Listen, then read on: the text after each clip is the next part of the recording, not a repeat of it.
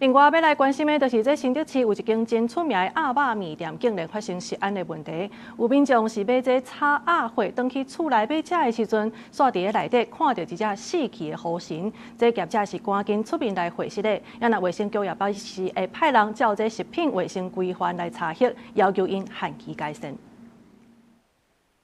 挂拍开准备食香港的炒鸭血，却发现碗内底有一只死去的活神。民众讲当时看到，实在感觉有够太过，就惊有食安疑虑。这个事件的当事店家是新竹一间真出名的鸭肉面店，业者赶紧出来向民众回示嘞。鸭血原本来的时候就有那个苍蝇在里面，我们疏忽掉了，没有去注意。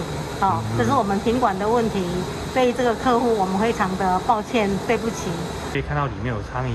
当然会觉得这家店里是不是有不干净，或者是环境卫生是不好的。食物里面出现苍蝇真的是蛮恶心的事情，可是因为店家已经有诚心道歉了，那也如果说之后可以控管好他们的品质的话，我觉得还是可以再给他们机会的。新竹市卫生局指出，会派人到现场稽查，若是有发现不合规定的所在，会依照食品安全卫生管理法规定，要求业者限期改进。新竹市卫生局将尽速派员依照食品良好卫生规范准则进行查核，倘有不符规定之处，依食品卫生管理法第44条规定，命业者限期改善，届时未改善，后续将处6万元以上罚锾。卫生局强调，针对业者食品卫生管理的疏失，会继续追踪，也呼吁食品业者要确实落实环境清洁、人员卫生甲制作流程管理，维护民众食食的安全。记者杜君豪新竹报道。